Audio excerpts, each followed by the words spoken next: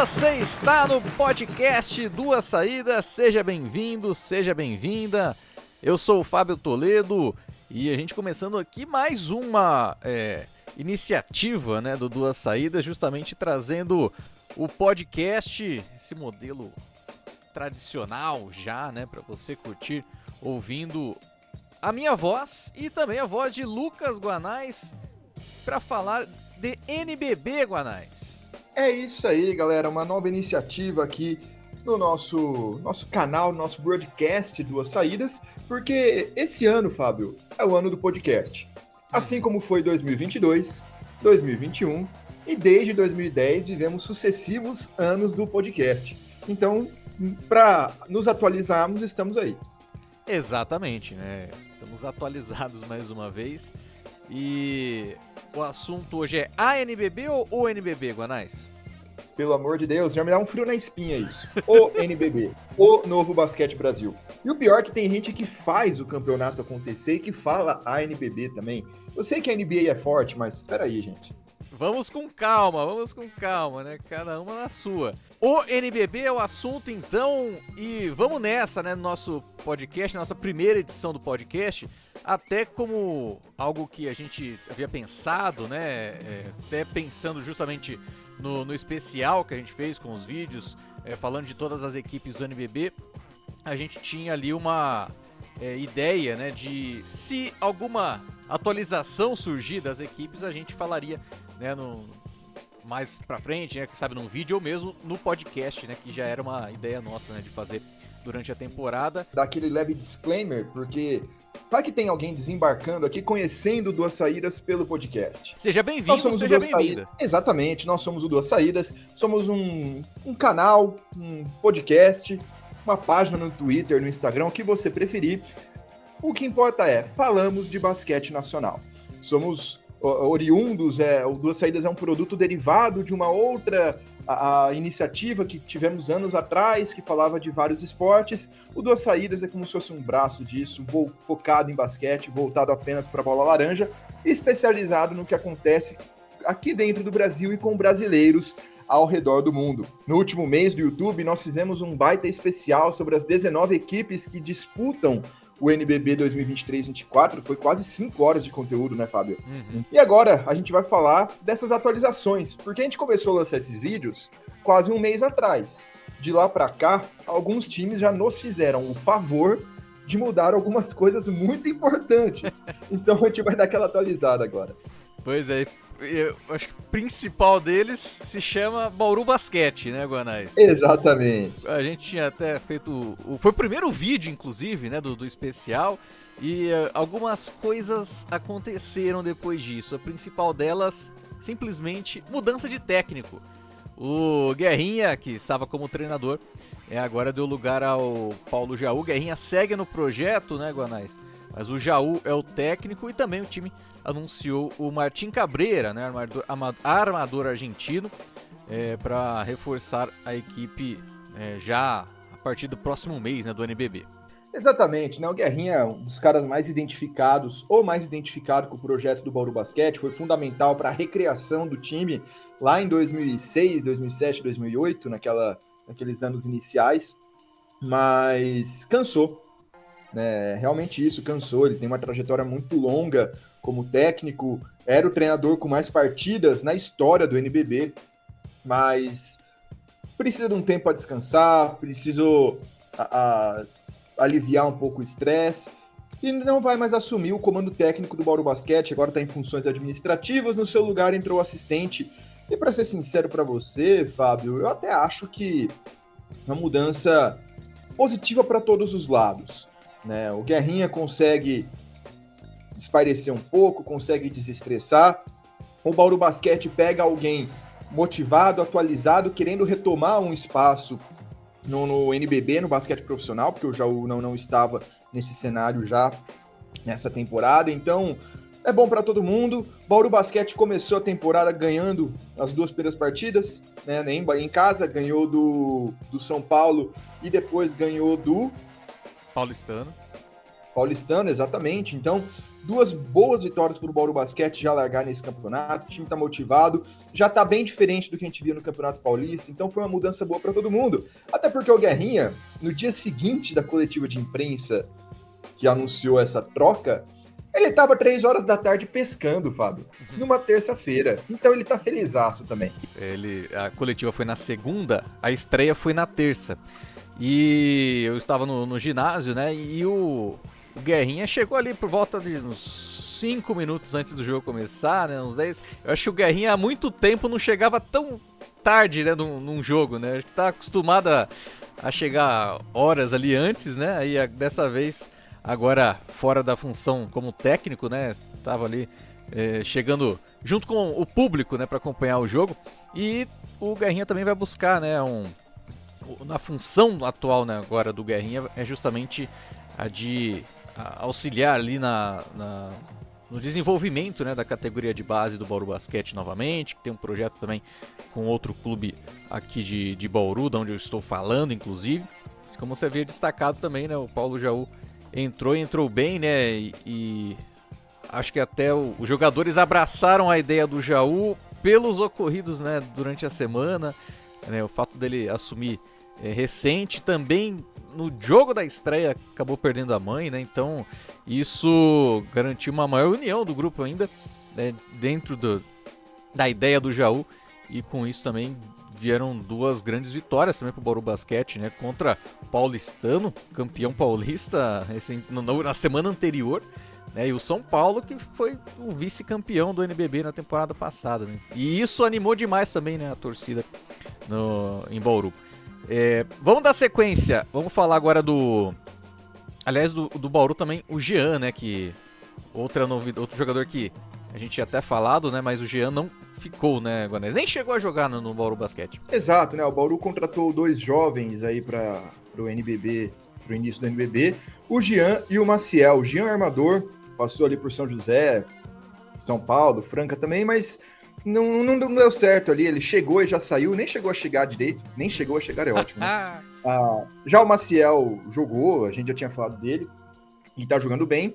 E falta a gente falar também, né, Fábio, do Martim Cabreira, argentino, armador que o Bauru contratou, então muitas mudanças no Bauru. A chegada do Cabreira, que deve estrear a partir da 5ª rodada, né, não vai fazer os jogos em Fortaleza. A chegada do Martim Cabreira resolve um problema crônico nesse Bauru Basquete desde a saída do Johnny Machuca na temporada passada, que não tinha jogador para fazer pick and roll decentemente ali. Né? Você pega a Dontrell Bright, Larry Taylor, mesmo Alex Garcia, não é a especialidade deles. Fazer esse jogo de pick and roll com o Anderson, com o Maciel, ou até com caras menores também. E chega um argentino, cadenciador, para fazer dupla, inclusive, com o Larry e Bright, complementa as características, né? Além de ser mais um atleta num elenco enxuto. Então, só vantagens essa contratação do Bauru. Vamos dar sequência agora a falar do Botafogo, que teve 2 mudanças, ou 2 novidades, né, para esse NBB, anunciados posteriormente ao nosso especial. O Jamal Smith, também muito conhecido da torcida, né, armador norte-americano, retornando ao projeto botafoguense, e o João Vitor, né, pivô aí que estava jogando no basquete europeu, agora presente no Botafogo, Guanais. Uma situação semelhante à do Bauru Basquete, né? Apesar do elenco do Botafogo ser numeroso, falta profundidade de atletas adultos, né? Eles tinham anunciado 14 jogadores e só 6 com experiência de NBB. Então, chegou mais 2. O Jamal Smith é um ídolo da torcida, né? Na outra participação do Botafogo no NBB, anos atrás, o Jamal foi o cara do time, foi o cara do título na Liga Sul-Americana, classificação para a semifinal do NBB. O Botafogo chegou na semi do NBB, tempos atrás, inclusive. E o Jamal era o grande nome, a grande ponta de lança desse elenco. E ele voltou agora, numa situação bem diferente, né, Fábio? Ele já está bem mais velho, até pegar a idade aqui do Jamal, mas ele já está bem mais velho, numa equipe também bem mais inexperiente, mais piorada até, digamos assim, né? Em comparação ao grupo que ele tinha da outra vez, com Cauê Borges e companhia. 38 anos, exatamente. Então, a gente já viu o Jamal depois no Franca, como já não tinha aquele mesmo ímpeto de antigamente, mas ele chega para ser esse cara, essa liderança e essa experiência no Botafogo, porque não tinha algum jogador com essa característica, né? Além do Thornton, que era outro americano, mas que ainda não estreou. Já o João Vitor chega para a posição mais inexperiente do time, que é a de pivô. Ele é um cara gigante, ele vai chegar já para ser o maior jogador do NBB, né, em termos de altura. E vamos ver a questão da intensidade dele, né, que é algo que sempre se cobrou e sempre ficou um pouco marcado nos clubes que ele passou. Tinha todo o físico, tinha todo o conhecimento de basquete, mas faltava aquela intensidade, aquela participação maior. Vamos ver se vai acontecer agora pelo Botafogo. Pela situação do time, boas adições. A grande questão, Fábio, o Botafogo, muita gente coloca, inclusive nós no especial, falamos que a situação do time é complicada para esse ano, papapá. E nas 2 primeiras partidas, a gente vai falar disso mais para frente, o Botafogo perdeu, tá 0-2, mas fez jogos duríssimos nas 3 primeiras partidas, né? Contra Minas, Pato e União Corinthians. Então talvez seja esse pouquinho que falta para o Botafogo começar a vencer de fato. Exatamente, né? Esse poder de decisão do Jamal e quem sabe esse reforço do garrafão do João Vitor, que tem 2,13, 2,15 na verdade, aqui pegando da Liga Nacional, e viveu ali uma boa fase na Unifacisa, né? Quando ele teve mais espaço depois ali de ser revelado pelo Flamengo, mas como você mesmo mencionou, né? Teve uma queda de rendimento, acabou indo para o basquete europeu posteriormente também, né? Mas é uma dúvida ainda, né, pra gente ver como é que ele vai encaixar nesse time do Botafogo, que de fato precisava de um pivô com certa experiência, né. Dando sequência, vamos falar de Corinthians. Sim, o Corinthians, que já tem um time forte, né, vice-campeão paulista, vai trazer aí o alarmador Elijah Clark, Lucas Guanais, para uma função assim, né, que tende a contribuir principalmente na pontuação, né. Pois é, Fábio, essa ainda não é uma contratação anunciada pelo clube, né? Não é oficial. Quem soltou essa foi o setorista do clube, o Raul Moura. Então, é confiável, de fato deve chegar. E a gente já tinha falado no especial que o Corinthians estava atrás de algum estrangeiro, principalmente para puxar a pontuação, ter maior volume também. Então, chega aí o Elijah Clark, ele estava no Campeonato Mexicano, ano passado jogou na Argentina. Então, vamos ver quando ele vai estrear. É uma característica que o Corinthians não tinha, né?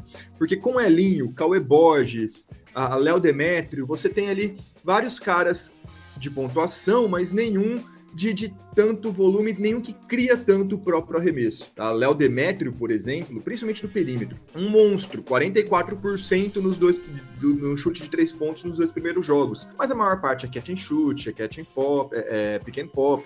Então, são situações que o time ainda não tinha um jogador com essa característica do Clark, que quebra situações defensivas, que cria seu próprio arremesso, que chuta de todos os cantos da quadra. Isso vai ser bem interessante, de fato, um acréscimo que pode, inclusive, jogar ao lado de Elinho, por exemplo, nessa equipe do Corinthians. Para ser honesto, tinha o Gabi Campos. O Gabi Campos faz um pouco isso. E talvez a chegada dele até tire um pouco da pressão do Gabi Campos na hora de organizar a partida, porque também não é tanto a dele. Então, acho que foi uma contratação que faz muito sentido para o Corinthians e que tem tudo para melhorar essa situação do time. Pois é, eu tinha falado inclusive isso no especial, né? De não ter aquele norte-americano que chama o jogo ali para si, né? Que busca um lance mais individual, né? E é de fato algo que o Corinthians ainda não tinha. Agora, com essa possível chegada do Clark, também vai contribuir muito para a equipe atingir um outro nível, né? Dentro desse projeto, né? Para essa temporada. Agora é um momento meia-culpa, né? Um momento foi mal, errei, fui moleque. Porque o Pinheiros anunciou o Sims, americano, que estava no União Corinthians, mas não durou, né? Ele também chegou, não sei o que aconteceu exatamente ali, que ele já chegou e foi embora, não ficou.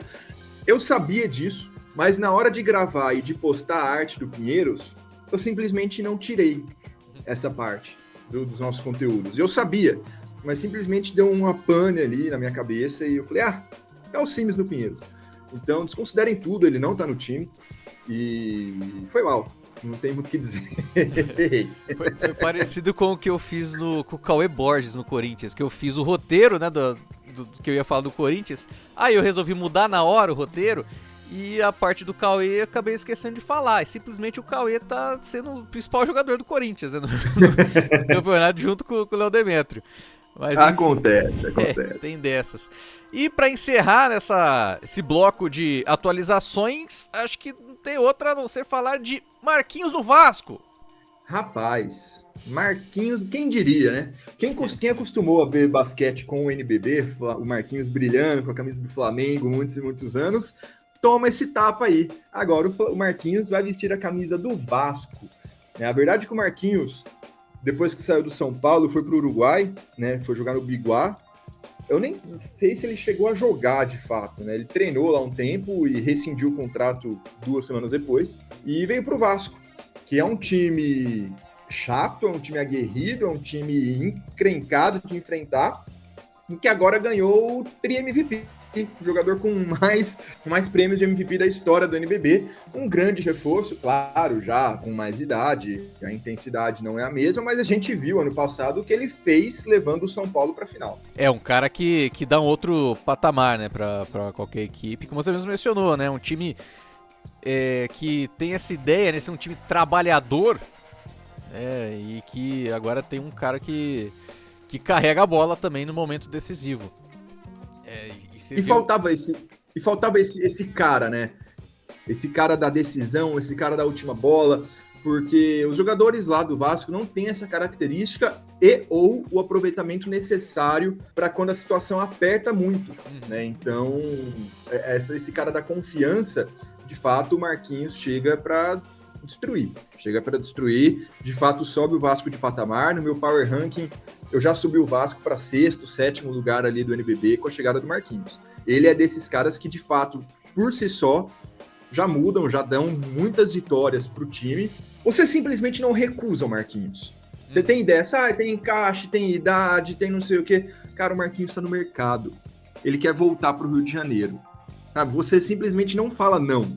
Não existe um time que se dá o luxo de falar eu não preciso. Precisa sim, vai pegar e vai fazer diferença. Essa equipe de trabalhadores com Eugênios, Verzola iniciando bem também o campeonato, Humberto, Matias, né, que é mais trabalhador de garrafão do que o Matias, né, e agora você tem uma estrela ali pro time. Vamos ver como é que vai ser esse encaixe aí, né, o Marquinhos e o comando do Léo Figueiró. Já tá avisando para todo mundo, né? Se acontecer mais alguma coisa, conforme as transferências forem rolando também, a gente faz a atualização do episódio de atualização. Pode confiar que a gente atualiza isso aqui também. Vamos falar do campeonato em si agora, né, Guanais? Já temos aí uma semana, né, que se passou, todas as equipes já entraram em quadra ao menos uma vez. E o que você consegue tirar, né, desse começo de campeonato, questão de nível de jogo, as equipes, fazendo um balanço geral, né, desse início de NBB? Não, é muito... Tá um campeonato muito legal, muito divertido nesse começo, alguns resultados até surpreendentes. Um campeonato muito, muito interessante nesse começo, porque a gente viu alguns favoritos largando muito mal, outros que a gente colocava brigando um pouco mais lá embaixo, largando muito bem. Claro, é um torneio de 36 rodadas na primeira fase, mas você já sai ali com 2, 3 vitórias, já é praticamente 10% do que você precisa para chegar no playoff, por exemplo. Ou ter um mando de quadra, então já faz muita diferença essas vitórias. Não tem como não destacar logo de cara, né, Fábio, o Minas. Minas já fez 3 jogos, foi uma das únicas equipes que fez 3 jogos até agora, ao lado do Pato e do Botafogo, se eu não estou enganado. É isso. Conseguiu 3 vitórias, as 3 no Rio de Janeiro. O Minas foi lá... Campeão carioca. O Rio de Janeiro continua lindo e ganhou o Campeonato Carioca. Bateu o Flamengo, o Vasco e o Botafogo na mesma viagem. E, para além das 3 vitórias, né, Fábio, eu não consigo vislumbrar uma outra equipe no NBB que você olha e fala, na viagem para o Rio de Janeiro, vai voltar com 3 vitórias. É muito improvável de acontecer o que o Minas conseguiu já nas primeiras rodadas do NBB. O elenco formado, essa trinca de argentinos, do Chusito, do Baralli e do Copelo, que chegaram, tá dando muito certo. Baralli, inclusive, está gastando a bola. Na nossa corrida de MVP, o Baralli está em primeiro lugar na primeira semana, na semana inaugural. Além disso, Léo Costa tem, com um elenco numeroso, conseguido dosar muito a montagem e a intensidade dos seus times. E, de certa forma, está parecendo nessa questão um pouco do Flamengo do Gustavinho e do Paulistano também, de anos atrás. Né? Todo mundo ali do time jogando 20 minutos. Tá muito interessante de ver. Tá um basquete bonito. Tá um basquete mais convincente do que o Minas apresentou em anos anteriores, mesmo tendo grandes elencos. Tá? E a verdade, no final das contas, acaba sendo essa. E já, inevitavelmente, putz, Lucas, primeira semana, coloca o Minas, mais do que nunca, entre as principais equipes do Brasil e com chances de vencer o título. Pois é, né? Porque você tem esse trio que tá mandando muito bem, né? Copelo, Baralho e Tiozito. E você tem essa rotação que permite, né, o trabalho adequado pro Léo Costa. Você tem Vezaro, que entra bem também, principalmente no chute do perímetro. O Fusaro, que ano passado era destaque do Bauru, né? Um cara que tem uma intensidade também de jogo. A gente fala de Renan e o Paranhos também, cara que tem feito bons jogos também com a equipe do Minas, como um pivô ali, num cincão. Rafa Mineiro, que é uma grande aquisição pro Minas, né? É um cara que trabalha muito bem, até mesmo na 3, fruto até mesmo do trabalho, né, no Flamengo, lá do Gustavinho. Gemerson, que também é outro cara que estava bem no Bauru como titular. Então é um elenco recheado, né, que tá fazendo jus aí, conseguindo começar muito bem, né, na largada do NBB, trazendo uma ótima expectativa pro torcedor minastenista. É muito completo, né? Eu tinha um pouco de receio de que a equipe fosse sentir falta desse cara que cria o próprio arremesso mais incisivo, que era o Shaq Johnson e o Alexei ano passado, né? Que o Minas perdeu 2 caras com essa característica, ficou sem nenhum em teoria, mas por enquanto não tá fazendo falta. Além do Minas, que terminou 100% de aproveitamento nesse início, aliás, o Minas, um desses jogos foi semanas antes, né, contra o Flamengo. Mas além deles também tem o Franca 2-0, o Bauru 2-0, Corinthians, União Corinthians e Fortaleza, né, com 2-0, além da Unifacisa que tem uma vitória. São os times com 100% de aproveitamento até aqui. Desses aí, quem você mais destacaria, Guanais? Olha, a gente já falou um pouquinho aqui do Bauru, então eu vou passar pelo Dragão, não vou mencionar agora. Os resultados e contra quem foram os resultados de fato impressionam. Mas a Corinthians conseguiu uma boa viagem a Brasília, né? Só lembrando aqui para quem está acompanhando também, né? Por conta de logística, muitas vezes não, os times que jogam fora de casa, quando viajam, enfrentam todos os times daquela cidade. Por isso que a gente falou, a viagem do Minas para o Rio de Janeiro, que aí já enfrentou os 3 do Rio. A viagem do Corinthians para Brasília, já enfrentou os 2 de Brasília e por aí vai. Corinthians foi para Brasília, a vitória do Cerrado era mais esperada, a do Brasília também, mas foram 2 jogos até, de certa maneira, um pouco encardidos, mas o Corinthians conseguiu se sair bem. Vou destacar o Fortaleza de todos esses, porque foram 2 vitórias no estado de São Paulo. Fortaleza saiu lá do Nordeste, veio aqui para a região metropolitana, pegou Mogi e São José e saiu com 2 vitórias. Eu até já falava da qualidade da equipe do Fortaleza, dessa montagem de elenco que pode não ser estrelada, pode não ganhar o título, mas é uma montagem que fazia muito sentido e colocava a equipe num patamar muito superior de temporadas anteriores. E já largou muito bem. Mogi pode ser uma das equipes mais frágeis da competição, mas é muito duro jogando no Hugo Ramos. E o São José é time, em teoria, para brigar por mando de quadra no playoff. E o Fortaleza foi lá e ganhou. Simples assim. 2-0 para eles. Campanha muito legal. O armador argentino, o Resta, tá jogando muito bem. E o Wing tá bem superior ao que ele fazia no Minas, o pivôzão. Então tá bem interessante de fato. O elenco de apoio tem sido efetivo. Cassiano, Ed, Bufor, Douglas Nunes, além, é claro, do Dexter McClanahan, que é um dos principais cestinhas em atividade no Brasil. Então, olho nesse Fortaleza, viu? E agora vai ter mais 2 jogos em casa, não seria uma grande surpresa um Fortaleza largando aí com 4, 5 vitórias no campeonato. Pois é, um time que tem uma boa intensidade ali, né, na defesa. O Oressa tá muito bem, né, nesse início de NBB. Contra o Mogi, ele fez 11 pontos, 5 rebotes e 5 assistências. Dividiu a função ali de cestinha junto com o Bufor. E no jogo seguinte, né, contra São José, ele fez 15 pontos, 5 rebotes, 3 assistências. E o McClanahan foi o cestinha com 21 pontos. Né? E é importante O McClanahan também, né, sendo ele o destaque da equipe desde a temporada passada, também entender a maior profundidade que tem esse elenco do Fortaleza em comparação com o da última temporada. Tendo Buffon, Douglas Nunes, jogadores que contribuem também na pontuação. O Ed também, né, nas bolas de 3, é um time que tem mais condições assim para ter um trabalho coletivo diferente, né? E aí o McClanahan entendendo essa situação, e até mesmo essa parte eu citei no especial, a do McClanahan, ele tem uma maior efetividade nos seus arremessos, porque a tendência é que vão ser menos, né, pelo que ele chutava na temporada passada. Contra o São José não foi tanto assim, né? Ele conseguiu ter quase a mesma média. Acho que ele tinha média de 17 arremessos na temporada passada, contra o São José foram 13. Ele teve um aproveitamento de 64%, muito bom para ele. Essa maior aproveitamento, maior eficiência do McClanahan nos arremessos vai ser fundamental também para o Fortaleza, que começa muito bem. Não é surpreendente, né, Guanais? A gente já estava esperando o Fortaleza forte, mas que conseguiu já 2 ótimos resultados jogando fora de casa, como você mesmo mencionou, né? Agora joga lá no CFO, enfrenta Bauru, e também vai encarar o time do Paulistano.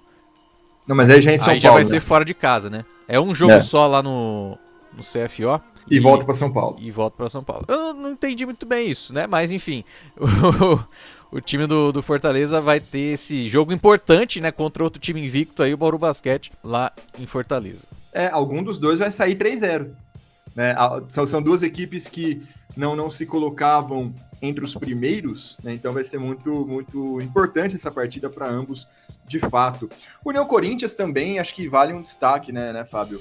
Venceu o Botafogo, venceu o Caxias, são equipes ali que vão brigar na parte de baixo da tabela, mas o União Corinthians mostrou muito repertório, e isso foi muito interessante, e principalmente mostrou que o Djokovic, o armador sérvio, pode sim ser muito importante aqui no Brasil, porque eu tinha esse receio. Ele chegava de médias e atuações muito, muito irregulares pelos seus clubes na Europa, mas aqui o cartão de visitas foi em alto e bom som. Verdade, né? Contra o Botafogo fez 12 pontos, 3 assistências, sendo um coadjuvante ali, né? Dentro do jogo que teve Arthur e Dwayne Johnson, que não é o The Rock, convém destacar, mas Dwayne sendo... Eu não sei quando isso vai perder a graça, mas até agora ainda não perdeu. Não tem como, né?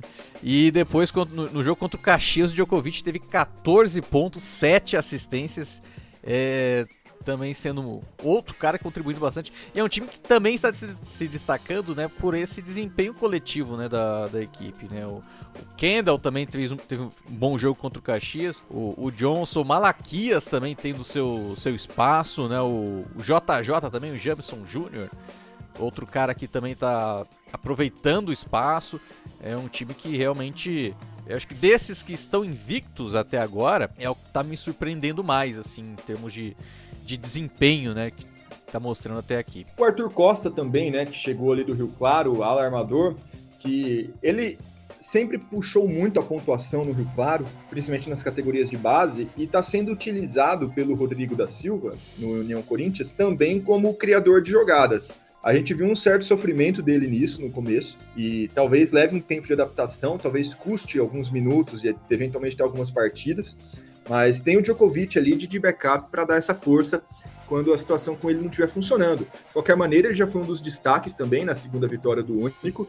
É uma equipe que... Bom, o treinador é muito bom, né? O Rodrigo da Silva é muito bom, e a gente destaca muito ele porque é a primeira temporada, né, dele à frente de uma equipe. Ele foi auxiliar técnico até fevereiro, março. Quando é que ele saiu do Bauru?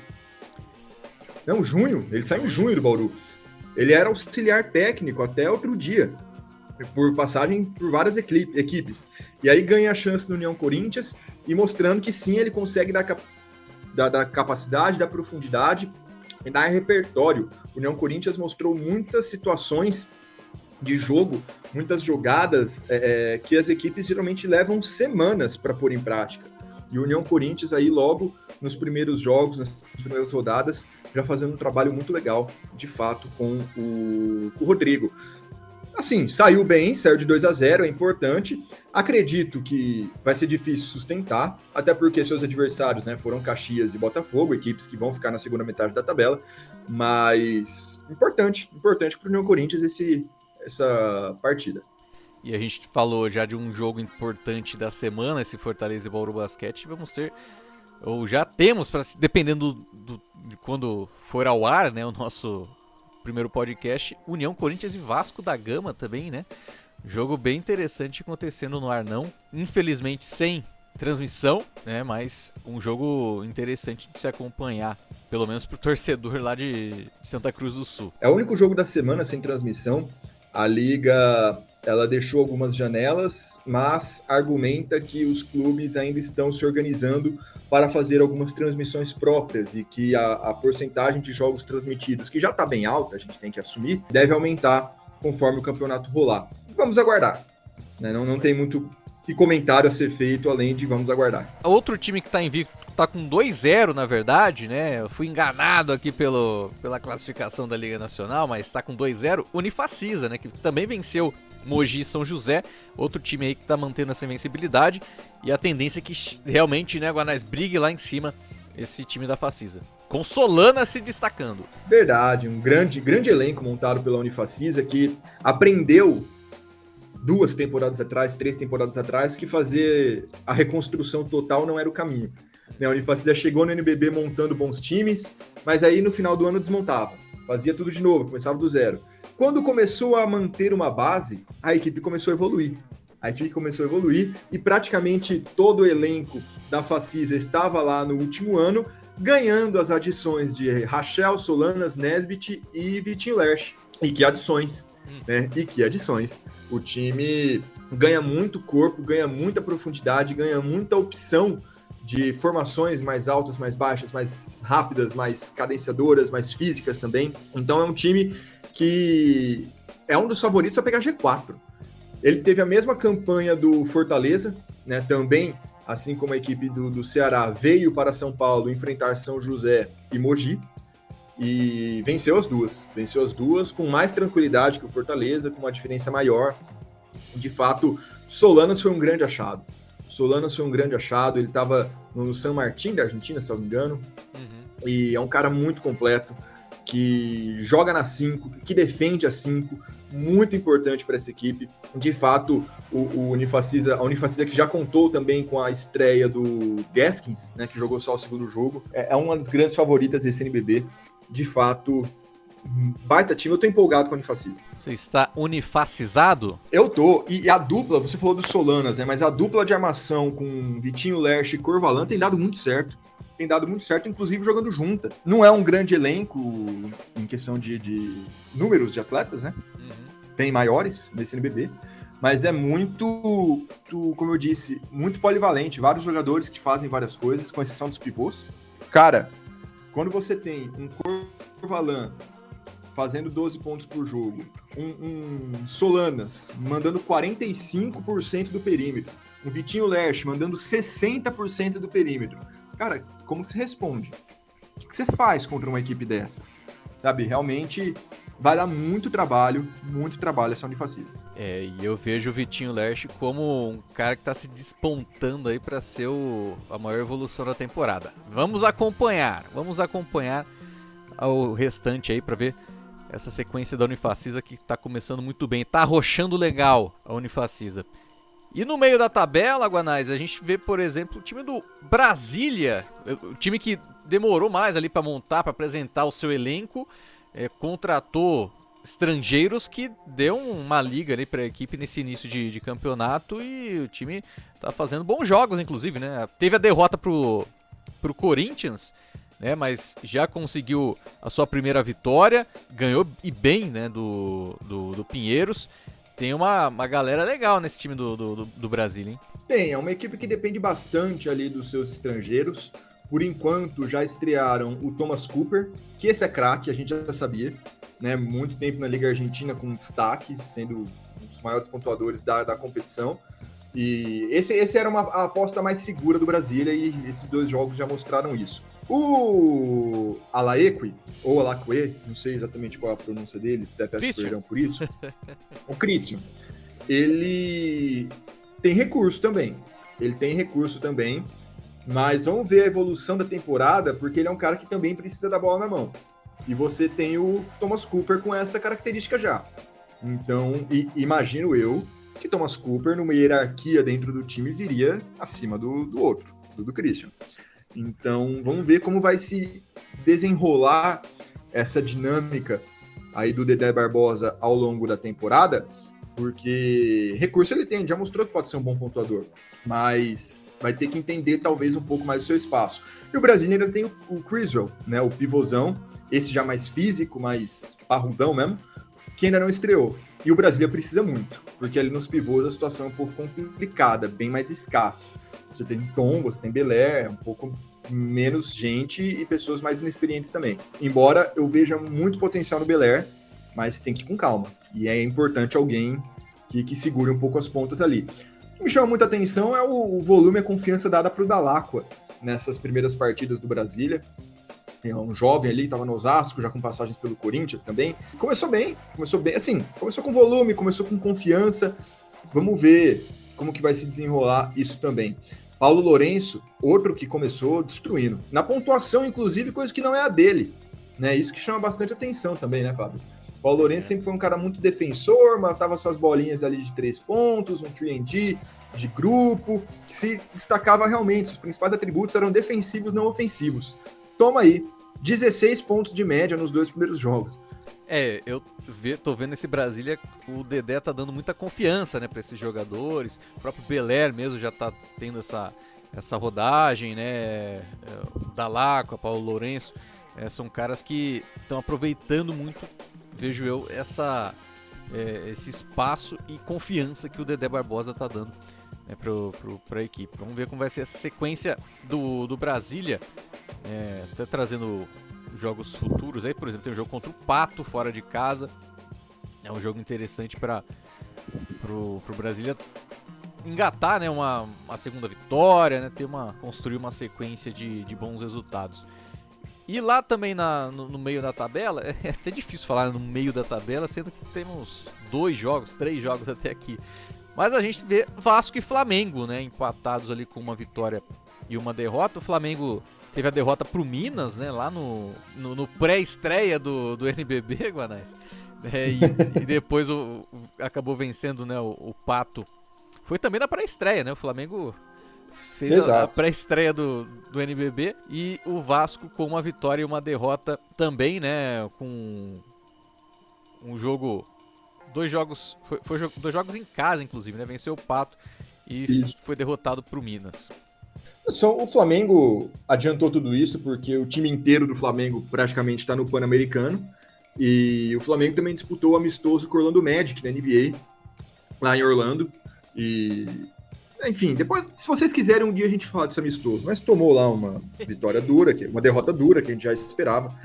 E, bom, é aquela história, né, Fábio? Perder para o Minas não é uma grande surpresa. O Minas é um grande time, muito embora historicamente seja freguês do Flamengo. Eu falo aqui sem medo de ser provocativo, nada disso. O Minas tinha acho que 4 vitórias contra 30 do Flamengo na história da competição. Então, mas é um grande time, então até perder do Minas tudo bem. Mas o que chama um pouco de atenção no Flamengo é que o time não parece ter encaixado ainda. Não são todas as peças que funcionaram até agora. Claro, o tempo de preparação foi curto, o nível foi baixo, inclusive, né? Sem grandes amistosos, sem grandes jogos, mas não é aquele Flamengo que larga bem logo de cara nessa temporada, não. Mas, assim, é o maior orçamento do país, é um dos melhores elencos, o melhor elenco do país, na minha opinião. Acho que é só dar tempo ao tempo que tudo vai se acertar, e ainda os jogadores com PAN, com NBA, com tudo à vista, eu acho que até aceitável, não tem muito o que dizer do Flamengo, não. Do Vasco a gente já mencionou um pouco também, acho que dá pra gente passar. O Flamengo falta engrenar ainda mais, né? Mas isso vai ser pós-PAN mesmo. E aí descendo um pouco mais, Guanais, temos Pinheiros e Pato, né? O Pato o Pato tem 3 jogos, né? Claro que teve aquela derrota pro Flamengo, uma derrota também pro Vasco, desses 2 que a gente citou, mas o Pato também venceu o Botafogo, né? Nesse duelo aí de Campeonato Carioca, conseguiu uma vitória e 2 derrotas. O Pato tá fazendo o que a gente espera do Pato Basquete. Jogos muito duros, seja para vencer, seja para perder. Né? Mesmo a vitória contra o Botafogo foi um jogo ali bem emocionante, bem disputado, assim como as derrotas. O Pato chegou a ficar na frente do Vasco, chegou a ficar na frente do Flamengo. Então, é um bom time, o Veríssimo, vejam só, não previ isso chegando. Veríssimo está jogando demais pelo Pato Basquete, fazendo ali a dupla de armação com o Nate Barnes. Tá? Então, tem dado muito certo. Michel tem jogado bem, Novaes tem jogado bem também.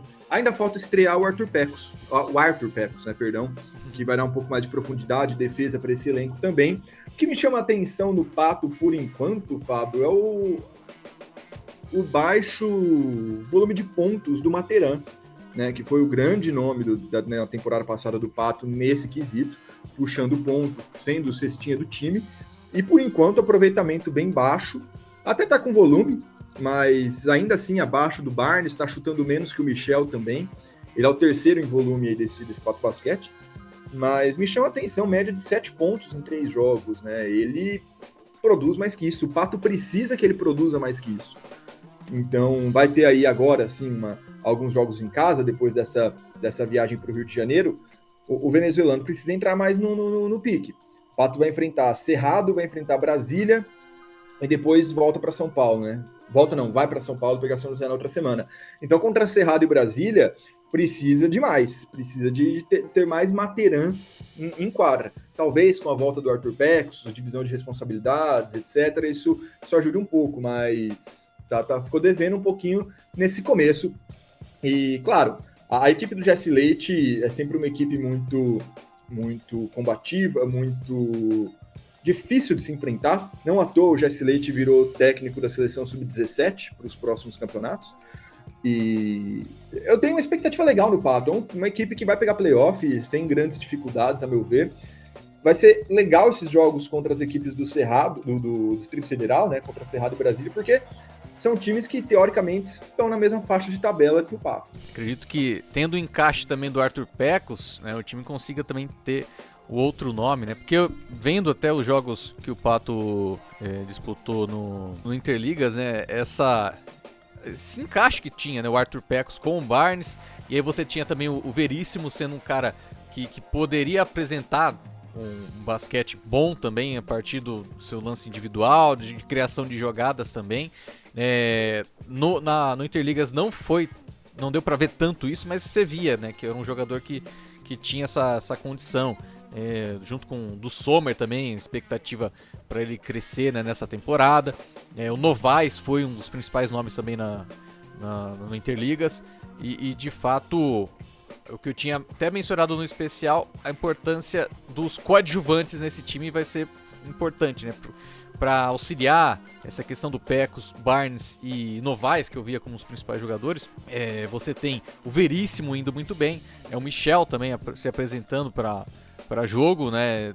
2 nomes que talvez a gente não esperava que começasse tão bem assim no campeonato, mas que estão contribuindo pro Pato e que acredito que o time tem essa condição de se desenvolver ao longo do campeonato, né?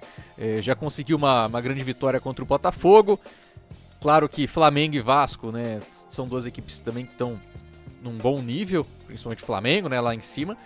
Mas até pensando nas outras equipes que vão disputar ali com o Pato, vejo eu a parte de baixo ali nas vagas para os playoffs, é um time que tem tudo para ficar nessa briga. Não, total, é uma equipe já se habituando que está habituada a pegar playoff, montou um time diferente dos outros anos, né, que sempre tinha muitos jovens, uma galera buscando o seu espaço no cenário. Agora é uma equipe um pouquinho mais carimbada, um pouquinho mais experiente. Eu gosto do Pato, mas precisa um pouquinho mais, principalmente do Materan. Eu acho que tendo ele como uma peça mais confiável, assim como era ano passado ele chutava 40% do perímetro.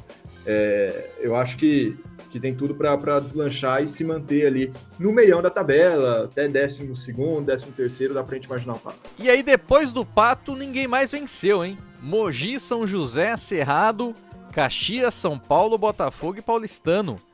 Temos aí essas equipes sem vencer até agora no NBB. E dessas aí, Guanais, qual que você destacaria como... Tem uma surpresa, né? Não ter vencido até agora aí, 2, 3 jogos que tem. Olha, pela equipe, pelo nível paulistano, mas aí a gente ainda dá o benefício da ressaca do título. Né? Ganhou o Paulista, a primeira semaninha ali foi mais complicada, jogos fora de casa, então a gente dá esse desconto pro paulistano por enquanto. O São Paulo, de fato, é uma grande decepção. Claro, perdeu para Franca e perdeu para Bauru, ambos fora de casa. São jogos duros, é verdade, e o São Paulo está desfalcado. Né? Ainda não tem Tyrone, ainda não tem Malcolm, ainda não tem Tyrone, ainda não tem Coleman e não teve o Malcolm Miller, né? Que não está com uma grande lesão, mas ficou fora desses jogos. Poxa, esse trio entra em qualquer time do Brasil e faz a equipe subir 10 posições fácil. Sim. Mas o São Paulo ainda assim tinha time para fazer uma partida mais complicada, principalmente contra o Bauru Basquete. Contra o Franca, ainda conseguiu ali se manter bem, conseguiu disputar, e perder para o Franca no Pedrocão também não é o fim do mundo, mas muito pelo contrário. Mas contra o Bauru me assustou um pouco. Não é a primeira vez que o São Paulo sofre na panela de pressão, mas de fato deu muito na cara de como essa equipe precisa desse trio americano, de como precisa desse retorno deles, assim, para ontem.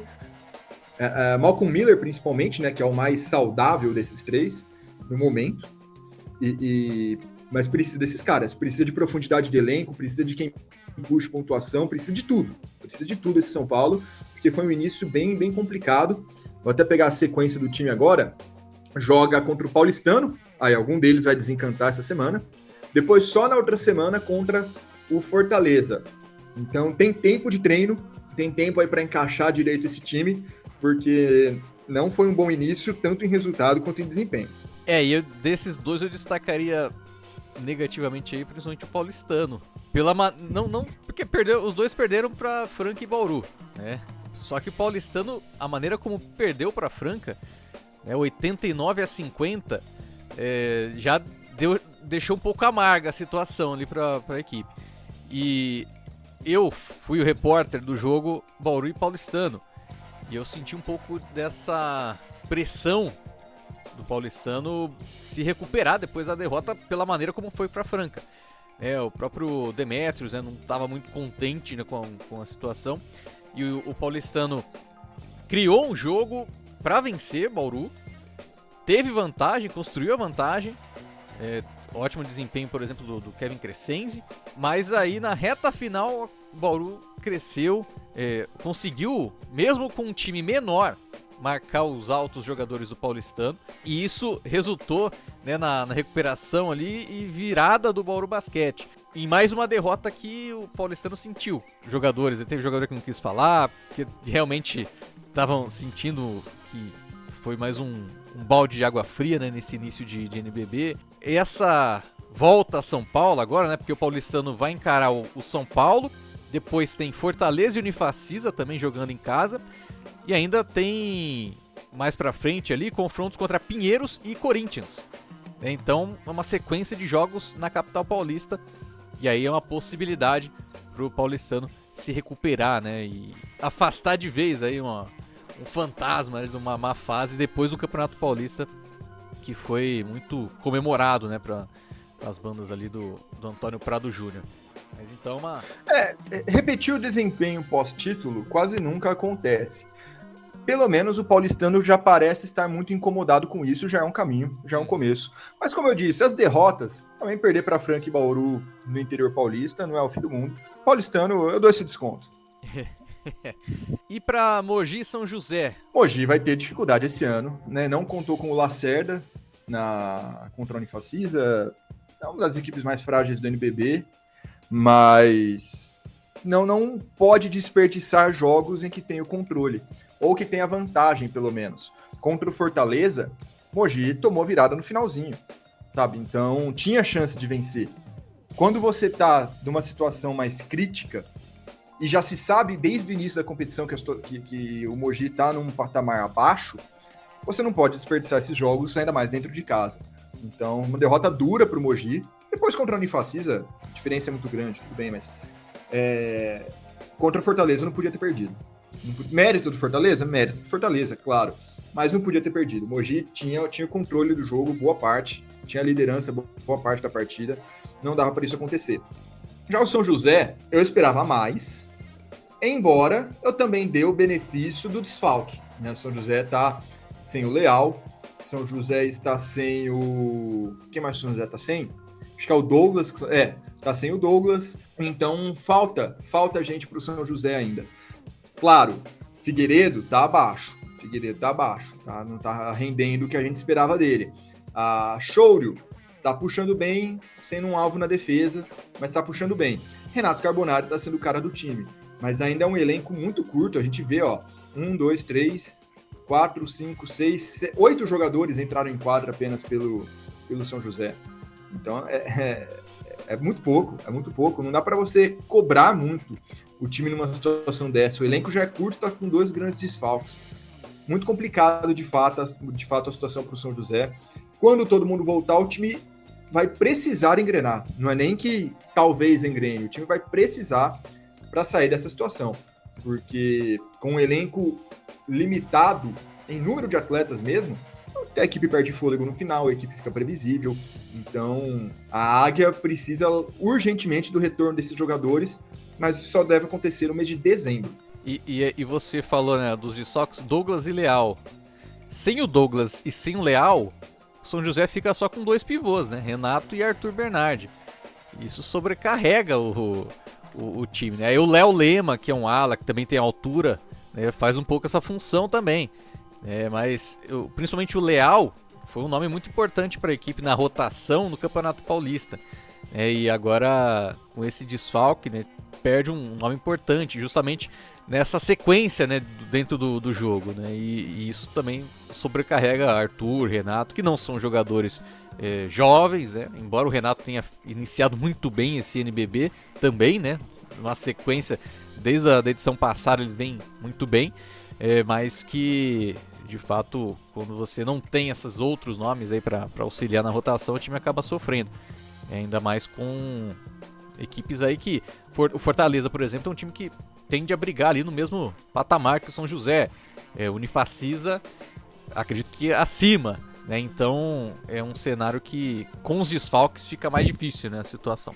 Não fica, e ainda os jovens não produziram o que a gente esperava, né? Assim, claro, muito inexperientes ainda para nível de NBB, embora já tenham 21 e 22 anos, o Vitor Narciso e o Pedro Infante, mas também ficaram bem abaixo. Somados, na verdade, o Vitor zerou. O Vitão zerou os 2 jogos. O Pedro fez 4 pontos em 2 partidas, média de 11 minutos para cada um. Podiam ser as peças para dar uma profundidade maior, mas não rolou até agora. E agora na reta final aqui dos destaques, né, do campeonato, são 19, hein, Guané? Já falamos do Botafogo, né, inclusive até na época, lá no comecinho, então vamos pular o Botafogo, que tá 0-3, mas tem também Cerrado e Caxias, que ainda não venceram, o Cerrado 0-2, né, o time aí da capital federal foi derrotado pro Corinthians e pro Pinheiros, e o Caxias com uma derrota aí pro União Corinthians, né? A gente até mencionou esse ótimo resultado do Unico jogando fora de casa, né? Não, realmente. E assim, a gente tá falando por cima dos 19 times hoje só, tá? Porque é primeira semana, daquele panorama geral, mas a tendência é a gente pegar alguns destaques nos próximos episódios e focar neles, só hoje que é a primeira semana. Vamos lá, né? O Caxias, eu gosto do elenco do Caxias, embora eu reconheça suas limitações. Tá? É uma equipe que vai brigar para pegar playoff, eu acho até que consegue, sem uma grande dificuldade, tá? Mas você depende muito de Rafa Oliveira, você depende muito de Constad, e não encaixou, incrível até, né? Nessa vitória contra o Único, muito em função do bom trabalho defensivo do União Corinthians, que fez o Caxias urrar e comer grama para cada cesta que a equipe conseguia. Porque, de fato, foi um sistema defensivo ali, uma intensidade que eu não sei se a equipe do Rodrigo Barbosa estava esperando, certo? E foram limitados a 66 pontos, mas precisa de mais produção, né? O Dawkins conseguiu fazer pouco, foi muito bem marcado, muito bem marcado. O Rafa Oliveira também. Rafa Oliveira não chutou do perímetro. O Caxias teve 10 chutes do perímetro. 3 jogadores só conseguiram fazer alguma bola de 3 pontos. Então, de fato, a equipe precisa ajustar isso, ter um pouco mais de calma, um pouco mais de tranquilidade para as próximas rodadas. Pegar um Botafogo, hoje ou ontem, independente de quando você estiver ouvindo. Qual é o próximo jogo do Caxias depois disso? Vasco. Cerrado. Vasco e depois o Cerrado lá no dia 9. São equipes que, teoricamente, tirando o Vasco, estão ali no mesmo patamar do Caxias. O Caxias tem condições de ficar à frente delas? Tem. E eu acho que vai, inclusive. Mas para isso precisa ter mais tranquilidade, precisa encontrar saídas quando a defesa adversária se impor um pouco mais fisicamente. Foi só um jogo, mas já ligou um sinalzinho de alerta ali, porque foi uma situação que o Caxias pouco tinha enfrentado na sua preparação. Então, a ver também o trabalho do Caxias. Mais algum destaque desses 19? Acho que falamos de todos. Falamos do Pinheiros, não, acho que esse Pinheiros, 1 de 1 também, né? Pois é, 1 de 1, a equipe ali tá se encaixando ainda. Não funcionou direito esse ano, tá? Nem no Campeonato Paulista funcionou muito bem. Ainda tem gente para chegar nesse Pinheiros, né? Tem o Sasa Boroviniak, que é o pivô, nem no Brasil ainda tá, que é o pivô sérvio. O Lisandro Ponte, argentino, que só tinha jogado Interligas, né? Não jogou Campeonato Paulista por limitação de estrangeiros, foi bem. É uma peça interessante nesse Pinheiros. É um time que tem muito mais para render do que rendeu até agora. Mas a gente já tá aí no terceiro, quase quarto mês do ano, e ainda não rolou. Então você já começa a pensar qual de fato é o teto do Pinheiros. Tá, vamos ver os próximos rodados. Aliás, o campeonato inteiro vamos ver, né? Primeira semana só. moral da história, né? Vamos ver. Moral da história, vamos ver. Mas o Pinheiros, na minha opinião, já liga um sinalzinho de alerta se a gente for combinar com as atuações do Campeonato Paulista. E o Cerrado, né? Faltou falar do Cerrado, equipe limitada, né? Equipe limitada que tem ali alguns nomes interessantes que buscam seu lugar ao sol e pode render um pouco mais do que rendeu, pode principalmente no ataque. Na defesa já dá para ver ali o trabalho do Regis Marrelli em funcionamento, né? Dá para ver os impactos da chegada do Regis Marrelli. Vai ser um time chato de se enfrentar, principalmente por causa dessa defesa, mas ofensivamente precisa render um pouco melhor ainda. Teve 2 jogos em casa, perdeu, agora vai fazer algumas coisas fora, começa já numa situação um pouco delicada a equipe do Cerrado. Tem, assim como o Pato precisa vencer o Cerrado precisa vencer o Pato, são aqueles jogos que são de times de patamares não tão distantes e tem que retomar ali retomar não, né? Tem que começar a vencer para pegar playoff pela primeira vez na história, porque o Cerrado nunca conseguiu. E é uma sequência importante pro Cerrado agora, né? Tem Pato, depois enfrenta a União Corinthians e o Caxias, né? 3 confrontos ali diretos que podem definir um pouco as ambições, né, do Cerrado para esse campeonato. Ah, de fato. O campeonato do Cerrado tem 5, 6 times, não tem 19. Essa é a grande questão. E você tem que ir bem contra esses 5, 6 times. Se não, um abraço. Encerramos, galera. Deu pra falar dos 19 times. Ia ser difícil, né? Não no tempo que a gente esperava, né? Mas fechamos então esse bloco dos destaques, surpresas de todas as equipes. Vamos agora pro bloco do nossa seleção da semana e também o nosso ranking do MVP. Vamos começar com a seleção, Ganais. Nosso quinteto escolhido dessa... Vamos por primeira semana do NBB. Vamos lá. Quinteto. Franco Baralho, Thomas Cooper, Cauê Borges, Léo Demétrio e Renato Carbonari. No sexto homem fica Larry Taylor. Repetindo, pelos clubes, né? Franco Baralho do Minas, Cooper do Brasília, Cauê Borges do Corinthians, nas alas. E nos pivôs, Léo Demétrio, também do Corinthians, Renato Carbonari do São José e o sexto homem, Larry Taylor, do Bauru, sempre explicando, né, que o sexto homem na nossa lista é de fato o sexto homem, a gente só considera jogadores, atuações que vieram do banco, que não começaram jogando, e o Larry Taylor foi o mais consistente nessa semana, importantíssimo nas 2 vitórias do Bauru Basquete. De fato, a gente falou, Baralho, Cauê Borges e Léo Demétrio responsáveis por deixar suas respectivas equipes lá em cima na tabela. Thomas Cooper, o grande nome do Brasília na temporada, e já começou muito bem, média ali de quase 20 pontos, se não me engano. E o Renato Carbonari, mesma coisa. Na ausência de outros pivôs, ele chamou a responsa e correspondeu. As vitórias não vieram, mas não por ausência de Renato Carbonari. Exatamente. Algumas outras menções honrosas aí também. Teve o Resta, né, no time do Fortaleza, na armação. Cauê Verzola também pelo Vasco.